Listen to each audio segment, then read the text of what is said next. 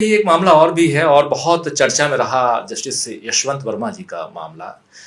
उनके घर में अचानक गोडाउन में आग लग जाती है, नोटों की गड्डी, और वो बहुत ही जूम इन पिक्चर्स आते हैं जिसमें पता नहीं क्या है क्या नहीं, वो मुझे नहीं पता। लेकिन सवाल ये है कि उनका मामला सुप्रीम कोर्ट जाता है, एसआईटी जांच वांच, इसके बाद एफआईआर सुप्रीम कोर्ट ने साफ साफ मना कर दिया है। अब उनके खिलाफ इम्पीचमेंट की बात आ रही है और कहा जा रहा है कि शायद मानसून सेशन में इम्पीचमेंट लाया जाए। कैसे देखा जाए इस पूरे मामले को? यहाँ दो चीजें हैं। एक ये है कि कई लोग ये सोचते हैं कि सुप्रीम कोर्ट ने गलत किया, एफआईआर तो कम से कम होना चाहिए था, और सरकार अब सही करने जा रही है। क्या है एक इसमें दो तीन चीजें हैं। बल्कि मैं था संसदीय समिति का अध्यक्ष 12 साल 14 साल पहले, जिसने 2011-12 में मैं अध्यक्ष था, लॉ जस्टिस एंड पर्सनल वाली जो संसदीय समिति है, स्टैंडिंग कमेटी। तो हमने प्रस्तावित किया था judicial standards and accountability bill. क्या प्रॉब्लम है राजीव जी? इम्पीचमेंट एक मृत्युदंड है, और विचित्र बात यह है कि ऐसी किसी चीज के लिए मृत्युदंड से कम कोई पनिशमेंट नहीं है। इट इज लाइक सेइंग कि Rajiv Ranjan has committed murder, the only penalty is not life imprisonment, not 15 years, not 30 years, but the only possible consequence is death.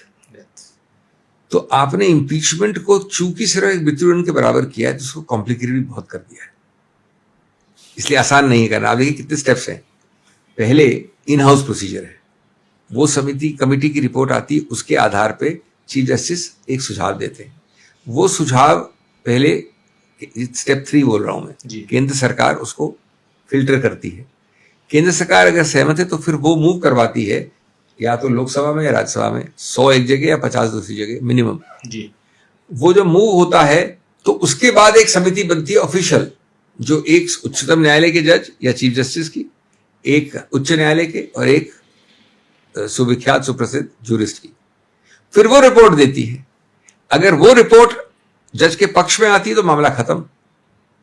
अगर वो उनके विरुद्ध आती है तो फिर डिबेट शुरू होता है उस कॉपी देने के बाद जज को पार्लियामेंट में, और फिर पार्लियामेंट का वोट होता है 2/3 of those present in voting, subject to 50% पूरे हाउस का, और फिर वो इम्पीचमेंट हो सकता है। एक ही बार हुआ जस्टिस रामास्वामी का। नहीं, रामास्वामी का हुआ नहीं ना, नहीं हुआ, नहीं हुआ, उस प्रोसेस तक आया, तीनों बार वो बीच में रुक गया, प्रोसेस तक आया, वोट नहीं बताया।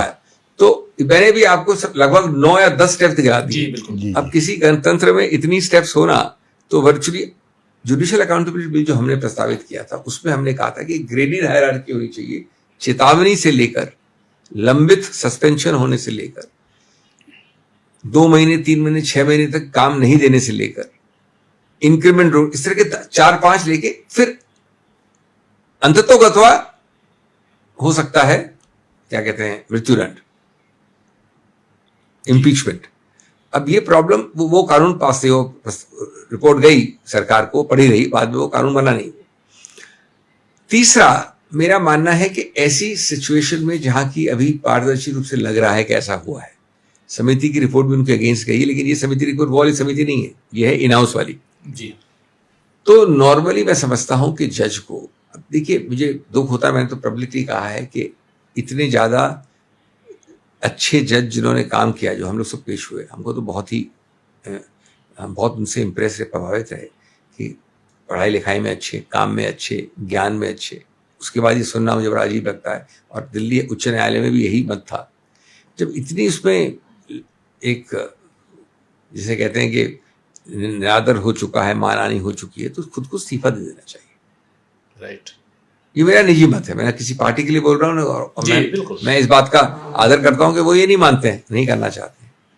लेकिन अब जब नहीं करेगा कोई व्यक्ति, तो फिर पूरा प्रोसेस चलेगा।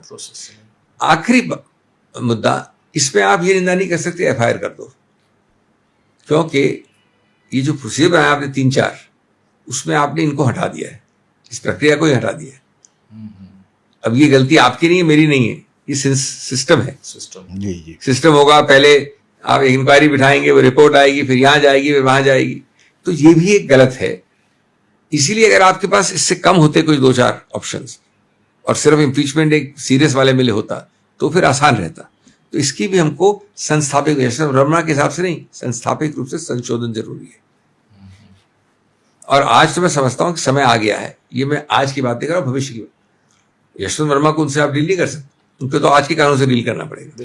लेकिन निश्चित रूप से समय आ गया है कि जनता जनार्दन में हौसला अफजाई के लिए, जनता जनार्दन में एक विश्वास जगाने के लिए कि यहाँ भ्रष्टाचार है, वहां FIR क्यों नहीं होनी चाहिए।